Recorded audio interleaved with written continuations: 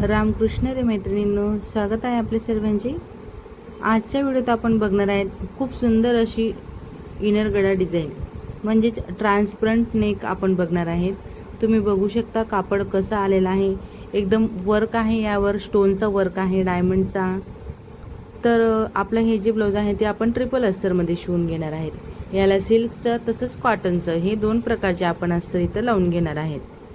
तर हे जे काही ब्लाउज आहे ना ते मी बोट नेकमध्ये बनवणार आहे, म्हणजे बोट नेकमध्ये आपण इनर गळा बनवून घेतोय की जेणेकरून कस्टमरची जे आहे ते पूर्ण वर्कवाले डिझाईन येणार आहे। तर बोट नेकसाठी आपण गळ्याची रुंदी आहे इथं 4 इंच घेतलेली, ब्लाउज 34 मापाचा आहे जे मी इथं कटिंग करून घेतलेला आहे। तर आपण बरोबर 4 इंच रुंदीचा काटकोन तयार केलेला आहे। उंचीला कस्टमरचा जेवढा रेग्युलरचा गळा असतो ना तेवढा आपल्याला इथं घ्यायचा असतो, कारण आपण हे बोट नेकमध्ये बनवून घेतोय हे लक्षात घ्यायचं आहे, म्हणून याची गळा रुंदी जास्तीची आहे। तर एकदम छान असं आपण इथं कटवर्कमध्ये आकार मी देऊन घेते। तुम्हाला देखील असं हळूहळू प्रॅक्टिस करत आकार देऊन घ्यायचा आहे। हा एक्स्ट्रा बाहेरचा राऊंड आपला मार्जिनचा असणार आहे आणि आतील आपण फक्त 3 शेप दिलेले आहेत कटवर्कमध्ये, एकदम छान असे। तुम्ही हवा तर अजून तुम्हाला जर वेगळा आकार जमत असेल किंवा कस्टमरने तुम्हाला जसं सांगितलं असेल तसं देखील तुम्ही इथं करून घेऊ शकता। डिझाईन सारखी यायला हवी, कमी जास्तपणा नको व्हायला, यासाठी पिना लावून घ्यायच्या आणि मग नंतर कटिंग करायची। ओके, आता कटिंग झाल्यानंतर आपल्याला काय करायचं आहे, हा जो काही कॅनव्हसचा ठसा निघालेला आहे ना तो आपल्याला कॉटनच्या अस्तरवर चिपकवून घ्यायचा आहे, म्हणजेच इस्त्रीच्या मदतीने आपण याला चिपकवून घेऊ शकतो।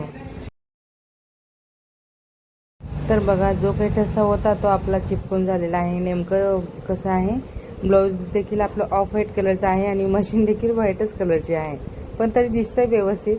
चिपकून झाल्यानंतर जो काही कॅनव्हसचा ठसा आहे त्याच्या आपण साईडने एकदम कॉर्नरवरून टिप टाकून घेतोय।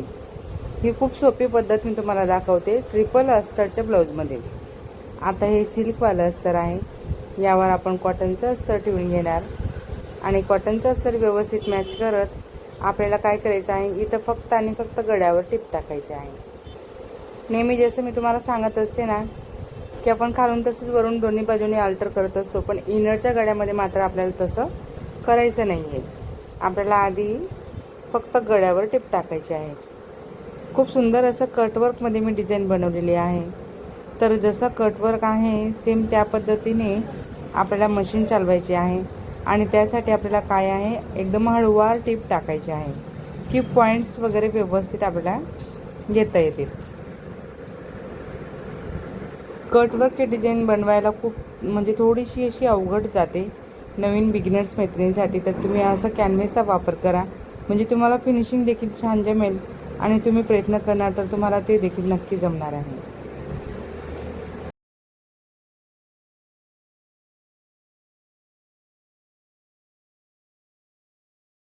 आतील वेस्टेज ठसा आपल्याला कट करायचा आहे। टिप टाकून झाल्यानंतर आपण वेस्टेज जो पार्ट आहे तो व्यवस्थित 5 इंच मार्जिनचं कापड सोडत कटिंग करून घेणार। कटिंग केल्यानंतर जे पॉईंट्स आपले आलेले आहेत ना, इथं कटवर्कच्या आकाराला जे पॉईंट आहेत तिथं कट लावायचे आहेत। शिलाई कट नको व्हायला याची तुम्ही स्वतः काळजी घ्या आणि कट मात्र आपला बरोबर शिलाईपर्यंत लागायला हवा, तेव्हा तुमचा जो कटवर आहे ना तो तुम्हाला प्रॉपर असं पलटवता येणार आहे, म्हणजे जसा आहे तसा फिनिशिंगमध्ये तुम्ही याला करू शकणार। बघू शकता किती छान असं कटवर्क आपलं बाहेर निघतो, एकदम मस्त। पलटवतानाच त्याला एकदम छान असा आकार तयार झालेला आहे, तुम्ही बघू शकता। आता या आकारावर आपल्याला काय करायचं आहे, दाबटीप टाकून घ्यायची आहे आणि संपूर्ण अस्तर आपण सिल्कवाल्या अस्तरला मॅच करून घेणार आहेत। नेहमीची सवय झाली म्हणजे आपल्याला कटवर्कचे जे आकार आहेत ते एकदम इझी असे जातात। आता त्यासोबतच बघा, माझ्या इथं तर इनर गळ्याची डिझाईन चालू आहे, त्यासोबत मी दुसरा गळा देखील सांगते। ज्यांना मी ब्लाऊज शिवायला देते ना, म्हणजे माझ्याकडे जास्तीचं काम आलं का मग मी मदत घेत असते माझ्या बहिणीची, तसंच अजून इतर एक लेडीजची। त्यामुळे मग कसं त्यांना पण आपल्याला काम सांगायचं असं व्यवस्थित। आता तो देखील जो गळा तयार होतोय बाजूला तो पण डिझाईनचा आहे, वर्कवाला गळा आहे, म्हणून त्याला इकडे तिकडे व्हायला नको यासाठी मी त्या बिगिनर्स असल्यामुळे त्यांना पिना वगैरे लावून व्यवस्थित असं स्टिचिंग करायला सांगत असते, जसं मी तुम्हाला देखील मार्गदर्शन करते. आता बघा फायनली आपला हा जो आहे तो इनरचा गळा तयार झाला. टक्स घेऊन झालेले आहेत, टक्स देखील घ्यायचे आहेत. कारण का तर हे जे काही बॉर्डर आहे ना ते तुम्ही बघू शकता, पूर्ण भरगच्च वर्कवाले बॉर्डर आहे, काचेचे मणी तसे स्टोन आहेत आणि यावर टक्स घ्यायला त्यांनी जागाच दिलेली नाही आहे, म्हणून टक्स आपल्याला आतील पार्टवर घ्यायचे आहेत. बाहेरचा हा जो काही पार्ट आहे मेन तो आपल्याला जसा आहे तसाच ठेवून घ्यायचा आहे. यामुळे काय झालेलं आहे, मी कस्टमरला आयडिया दिली की म्हटलं तुम्ही इनर गळ्याचे ब्लाऊज शिवा बोट नेकमध्ये, की जेणेकरून तुमचे ब्लाऊजवरचे 5 जे हे पॅच आलेले आहेत ते पॅच जसेचे तसे राहतील. तसंच खाली जी बॉर्डर आहे ती देखील आपल्याला जशीची तशी इथं घेता येणार आहे. तर इथं आता मला देखील हा कापड खूप असा एकदम सटकणारा कापड आहे, एकदम लवचिक कापड असल्यामुळे मला देखील पिना लावून असं व्यवस्थित असं सेट करायचं आहे इथं. तर मी देखील सर्व ठिकाणी सर्व बाजूंनी पिना लावून घेते आणि मग याला स्टिचिंग करणार आहे. तर बघू शकता तुम्ही अशा पद्धतीने, म्हणजे जसा वर्क असतो ना आलेला त्याप्रमाणे आपल्याला कटिंग आणि स्टिचिंग आपण कसं करू शकतो ह्या गोष्टी सर्व आपल्याला माहीत असणं खूप गरजेचं आहे. आणि तुम्हाला कळत नसेल किंवा तुम्हाला सुचत नसेल तर मी तुम्हाला व्हिडिओच्या माध्यमातून सांगत असते की तुम्ही अशी डिझाईन आली तर तुम्ही असं त्याला बनवू शकता. आता कस्टमर मला ह्या ब्लाऊजचा डीप गळा किंवा असं वेगळा काही सांगितलं असतं तर त्यांचे हे पॅचेस वगैरे गेले असते किंवा आपल्याला शिवत असताना बराचसा त्रास झाला असता. तर मग बोटनेकमुळे काय झालेलं आहे की त्यांचा जो वर्क आहे तो जसाच्या तसा प्रॉपर राहिलेला आहे आणि डिझाईन तर एकदम एकच नंबर इथं तयार झालेले आहे. तुम्ही बघू शकता पॅच किती परफेक्ट असे मी इथं व्यवस्थित असे घेतलेले आहे.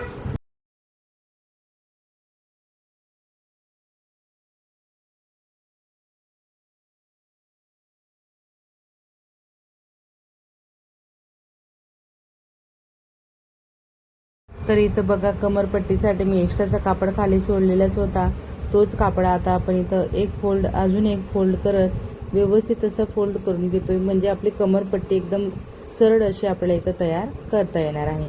आणि दाब माझा बरोबर हा जो पॉइंटेड पार्ट आहे ना डिझाईनचा, म्हणजे याला कटवर्कमध्ये झिगझॅगमध्ये कटवर्क आहे आलेला पॉइंटेड शेपमध्ये, तर त्या पद्धतीने आपल्याला इथं व्यवस्थित असं स्टिच करून घ्यायचं आहे. तर तुम्ही बघणार की डिझाईन जी होती ती सरळ होती आलेली आणि सरळच आपण तिला इथं घेतलेली आहे. तर कमरपट्टी एकदम स्ट्रेटमध्ये तयार झाली आपली, कारण टक्स वगैरे आपले आपण आधीच इथं घेतलेले होते. आता परत घडी घालायची आणि बोटनेकची मार्किंग करायची. 4 इंच गड्याची रुंदी असणार आहे. गळा उंचीला 3.5चा आपला बोटनेकचा असतो नेहमीचा, त्याप्रमाणे आपण इथं मार्किंग करून घेतलेलं आहे आणि कटिंग देखील आपण करणार आहेत. तर हा छोटासा असा आपला वर बोटनेक असणार आहे. इथं मी छान अशी पायपिंग करून घेते आणि राहिलेले जे ब्लाऊज आहे ते मी नेहमीप्रमाणे इथं पूर्ण करणार आहे.